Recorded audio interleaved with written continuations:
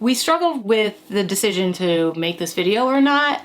And I guess because we got a lot of questions and concerns from our viewers that we decided to put this together. Yeah, and thank you everyone who has reached out and is concerned about us and our well-being.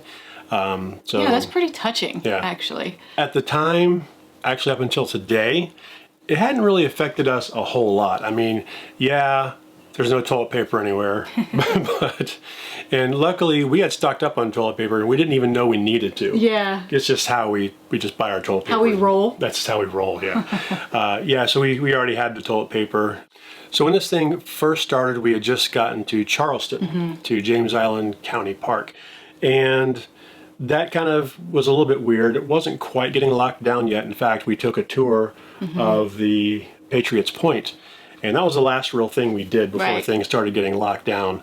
And our plan was to go from there to Virginia Beach, which we did, but... And our plans actually did change at Virginia Beach, but it wasn't based on what's going on in the world and with the virus. Yeah. It's actually because we didn't fit in our site at First Landing State Park. Yeah, we had to move locations in Virginia Beach and move to a little campground. We shortened our stay from 2 weeks to a week because we could kind of tell things were starting to get weird. None of the commercial parks had been shut down yet, and mostly just the state parks and obviously the national parks. When we were there, we did want to go to the grocery store and try to stock up because we started hearing all the stories about the grocery stores running out of food and everything, and that was true for us too. So the first store we went to had no meat, had no chicken, had no beef, had no turkey. Really, I mean, it had a little bit of weird stuff that nobody wanted. Strange meats. Yeah, and some frozen Bubba burgers and stuff like that. And they were practically out of produce too. And of course, the toilet paper and the paper towels, all that stuff was gone. Sanitizers in general. Yeah, so that was our first experience with these shortages and people panic buying and all of that. And we were lucky though when we went later on in that week, I think it was the morning before we were leaving to head to North Carolina, we went early in the morning, and that was really a good time to go because there were only a few people in the store and we were able to get some stuff. Yeah, we wanted to be precautious and be stocked up on as much food as we could. We filled our fresh tanks, filled up on fuel. The generator and auxiliary tank are full of fuel, just in case we were going to be stuck in a rest area. I mean, who knows what's going on? And we were starting to get a little bit nervous about campground closures and all of that, so we thought we should start heading closer to family. So we modified our plans to go to North Carolina, which is where we are now, and near my parents, and we were going to maybe stay here for 2 or 3 weeks and then go to Ohio to stay in her brother's driveway because it's free. Mooch stacking. And then nobody can kick us out of there except your brother. Or the city if they don't like our beast in his parking lot. Good luck towing it. But today things kind of changed. I actually walked down to the office here to see about maybe adding a week or two on to our stay. Yeah, because I didn't want to go ahead and head to Ohio, which is where my mom is, which is why we stay for so long, so I can spend time with her and my brother when we wouldn't be able to spend time with them anyhow. So it made more sense to us for now to stay on full hookups in a place where we already are, so we don't have to travel. We can sort of wait things out and see what happens, because nobody knows what's going on. Yeah, and we're pretty sure that our plans that we had and bookings that we have for the next few months are probably going to be canceled anyway, and we're probably going to have to just stay where we are. And that's fine. Everybody should stay where you are and not travel if you don't have to. Right. So we're hunkering down here in North Carolina, but when I went down to talk to Polly in the office about adding some time on here, she said, I was going to call you anyway because government or somebody called and said you have to cancel all reservations, don't allow anybody to come there, but people who are already there can stay as long as they're not coming and going, like, locking down a site and then taking their RV somewhere else and coming back and that kind of thing. So we're going to be here for at least a month, maybe longer. And we got plenty of stuff we can do. Yeah, we actually have an awesome site, so that's great. So we're not stuck in a campground that we don't like the last one we were in. This is our view, if you want to see. We're nothing but woods. So not too shabby. It's kind of creepy because really just this row right here of our handful of RVs is all that's here. Yeah, we're used to this park being really full, especially this time of year in the spring. Yeah, I feel really bad for the owners of this place because, you know, they had to cancel all of those reservations. So, I mean, I feel bad for business owners in general because of all of this. But Yeah, it's strange times, and like Tara said, we had mixed feelings on doing a video on this. You know, we didn't want to be writing some kind of sensationalist. once we found out from the office that they were told that they had to cancel all reservations and not allow other RVs to come in, we started thinking, you know, this could start kind of another mass panic wave here where we are, because they hadn't really had a lot of that here. There had been no cases of the virus actually detected here yet. And from what we understand, it's the county right now that's doing the lockdown, but a lot of the county, whoever runs the county, I guess. So we're not quite sure what all is being told to like turn people away, but we thought this might start kind of like the downward spiral of panic buying, and we did need some things, so we thought we would go and make sure we had some fresh meat and some fresh produce. They're allowing full-timers who are already there to stay, thankfully. Yeah, people who live in their RV, like we do obviously, and don't have a home base, like we do. Right. So with that news, We thought that people might be freaking out and rush to the grocery store and buy up all the meat and stuff. So what are we doing? We're rushing to the grocery store. But really, when we were in Virginia Beach, they were out of everything. We don't want that to happen. So reluctantly, we are going to the grocery store, which I don't. well, we were there. We went there when we first got here, didn't we? No, we haven't been Oh, there. okay. No. I'm not excited about going to the grocery store because you guys know that my immune system is compromised with all of my illnesses. So it's a little scary for me.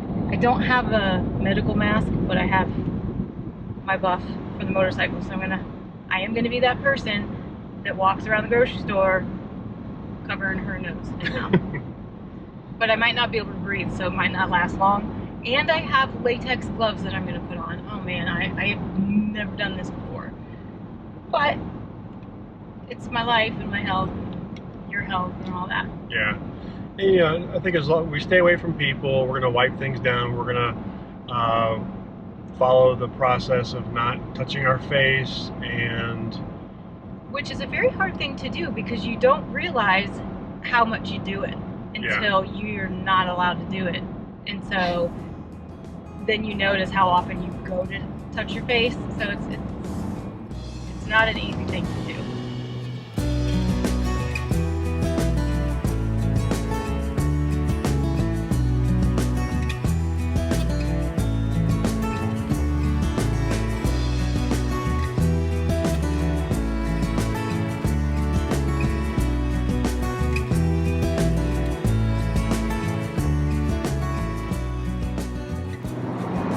what you doing, Bandit? Oh look,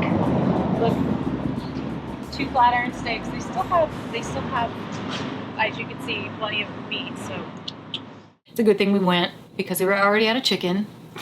I mean, But they were pretty well stocked. I mean, they still had a lot of produce. They still had a lot of beef products and pork. They didn't have any ground turkey or ground chicken or chicken in general unless it was frozen. And they didn't have any antibacterial spray. Right. They had no toilet paper, no paper towels, that kind of stuff. So They did have some antibacterial soap, and yeah, they had a few things. You gonna rob the store? oh my gosh, this lady was walking down the aisle, coughed in her hand, put it back on the cart. Oh, can't take it. And luckily, I was at Lowe's a few days ago for something entirely different, and I walked across this giant pallet of Bounty Selecticides, which was awesome. We don't have to use our shop towels anymore. Yeah, I mean, that's what it was resorting to, was shop towels. No big deal. yeah, I got like a dozen rolls now. Well, we heard from a lot of you that that's what you use anyhow for paper towels, which that seems expensive. Yeah. But they're really good towels, so I guess I understand it. But anyhow, so yeah, we were not expecting to do this video today. We weren't expecting to do this video at all. We ran out of the house all scrubby like we are. I mean, I look great. Oh, you always look good. We do want to share with you a video that we saw today. And it's a doctor. His name is Jeffrey Van Wingen, I believe. We'll put the link in the description below. But he goes into great detail about how we can protect ourselves and sanitize products that we bring in to your home or to your RV. And it was just stuff that we didn't really think about before. His practice is to basically have a kitchen island separated into 2 sections for your contaminated, I guess, products. And then contaminated. Right. And then as you clean them off with your sanitizer wipes, you put them on the other side. Well, we're in an RV, so it's a little bit different. Yeah. We don't have as much space, although we do have an island. So he's going to bring 1 bag in at a time, and we're going to wipe them down, and then we'll put them over here. All right, get going. Yes. And like he said, with produce, to wash them in warm soapy water. So I have a little tub of warm soapy water ready to go. Here we go. This is going to take a while. Important stuff first? Yeah, because we're told, okay, obviously restaurants are closed, but you can get out and get maybe to a fast food place to get something every now and then, or maybe go to your favorite restaurant and have a carry out. I know where my daughters work down in Bradenton, Florida, they say that they're letting like 1 customer at a time in for carry out, and that's it, and they're all being very sanitary. Don't know if that stuff's going to shut down, but for the time being, you have access to things like that. But how do you go to them, make sure you're not going to just grab a virus from them and take it home with you? Yeah. And so, it is scary, and especially for someone like me who is in the at-risk category with immune deficiency, with all of my illnesses. Ask him. Yeah. I was paranoid about germs and getting sick prior to all of this, so now it's at another whole nother level for me. Yeah. For those of you who don't know, who haven't watched our channel before or know us, Tara has a chronic Lyme, and that really affects her immune system. Yeah. A lot of co-infections, a lot of details. We'll put a link to her video about that below, but so she's always very, very cautious, and I'm always kind of like, whatever, my fingers in my mouth, my eyes, and I'm a guy probably, I just don't really care a lot about germs. Yeah. But I do now, and we're being very cautious, and really paying attention to not touch our faces in public, and we cough into our elbows. My hope is that this whole situation, when we come out the other side, which we will, is that people are a little bit more aware, and when they're in public, about coughing, just coughing out, coughing in their hands, touching stuff. And my hope was that this kind of wakes people up. People in the grocery store today have not been woken up. There were quite a few, and they're just coughing. No, and I actually had a hard time at the store today. Oh, goodness gracious. Okay, I feel like I can breathe again. I feel like I can't breathe when I'm in there right now, and it makes me sad. It's scary. I don't like living like this right now. It sucks. I mean, it's just such a different world. It's just like randomly, it just all of a sudden became this weird, scary place to be out and about. We get a lot of questions from people about what do we think is going to happen with RV travel in the future. We have no idea. People watch us and want to full-time RV like we do, and a lot of you are in the process, or you are going to list your house next month and go on the road the month after. What they ask us what we should do. Honestly, we can't really give you that advice. I guess we can say, if it were us, we would just wait. Just unless you're like already closing on your house tomorrow. Because just today, a privately owned campground is being told not to allow RVers to come in. Yeah. So you don't know in the future where you're going to be able to go. We don't know. It's a little bit scary for us not knowing where we're going to go, because we don't have a permanent home. This is our home. Yeah. So we might be here for a while. Yeah, and that's the thing. It is a little bit different when your home is on wheels, and I mean, technically, we could go to her brother's house and stay in the driveway, and they'd have to just, arrest us if they don't want us there. We don't have any sewer hookups, so that would be a rough situation. But we have your brother's house. We can go in there. We can mitigate. Just buy a bunch of blue wagons. We have those little blue totes lined up by the road. I gotta say that I know everybody is in just kind of a state of unrest. I am. It's very unsettling.